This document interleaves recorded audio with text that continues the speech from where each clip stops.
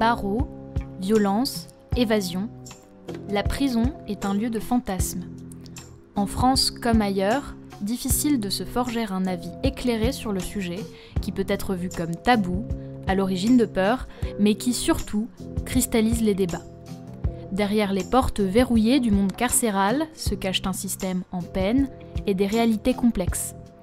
À travers cette série de podcasts, nous vous proposons de les découvrir. Immersion entre quatre murs. Épisode 4, politique carcérale, la sécurité avant tout.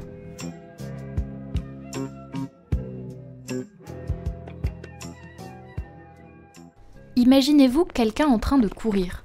Il pense à son souffle, à l'enchaînement de ses pas, et compte sur ses deux jambes. Problème, l'une d'entre elles est plus longue que l'autre.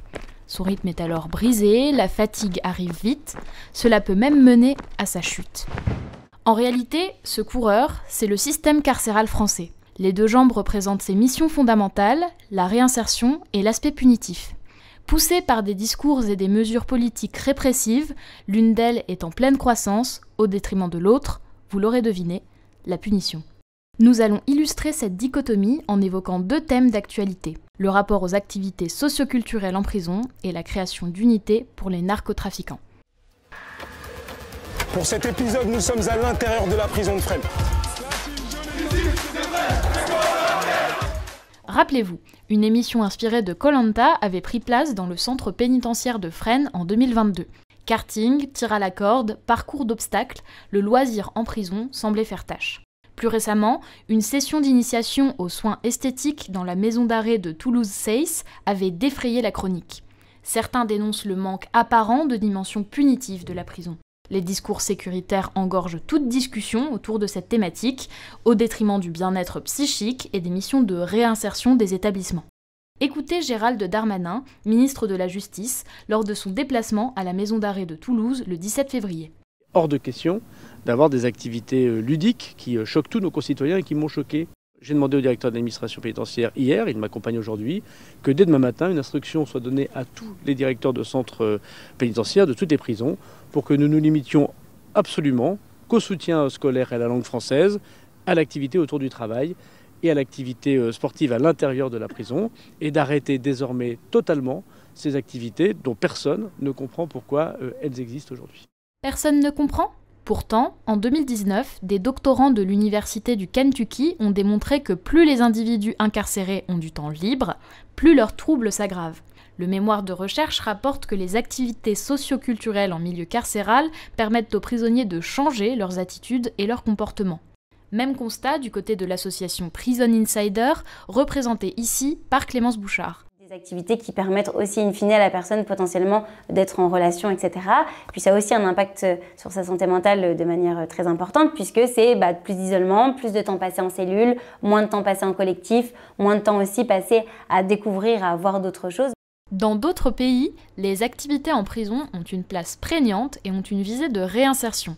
En Norvège, par exemple, en plus de la formation scolaire et de la possibilité de travailler, les détenus ont accès à des activités dont la visée est le bien-être psychique et mental. Activités musicales, randonnées, cuisine, cours de tricot ou encore cours de yoga, certaines prisons disposent même de studios de musique ou de studios de radio. L'objectif est de limiter la récidive et cela semble fonctionner. D'après l'UNESCO, le taux de récidive en Norvège est l'un des plus bas au monde.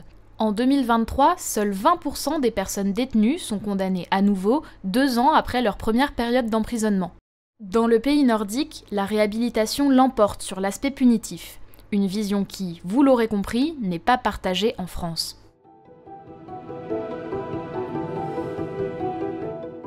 Autre mesure phare des annonces de Gérald Darmanin, le regroupement au sein d'une prison de haute sécurité des 100 narcotrafiquants les plus dangereux de France d'ici l'été 2025.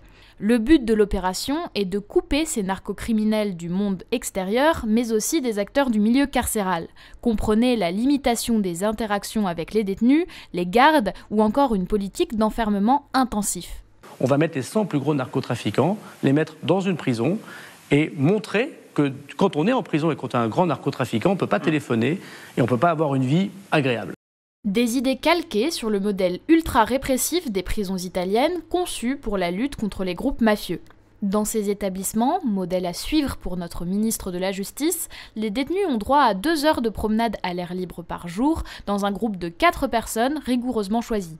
Seul un entretien par mois avec les familles est permis, et pour ceux qui ne possèdent pas ce droit, il est possible d'obtenir un appel téléphonique de 10 minutes seulement. La surveillance dans ces établissements est constante, ne laissant presque aucune place à la vie privée. Pour éviter la corruption, les gardes ne peuvent effectuer plus de 6 mois de travail dans le même établissement pénitentiaire. Ce système est souvent dénoncé par les ONG de défense des droits qui qualifient ce régime carcéral italien de prison dure.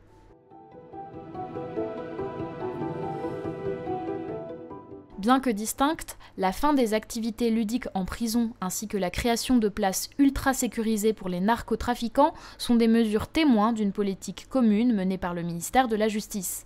La répression et la punition prennent le pas sur les politiques de réinsertion. Entre 4 murs, un podcast proposé par Eulalie Mérel, Faustine Bassac et Audrey Dequina.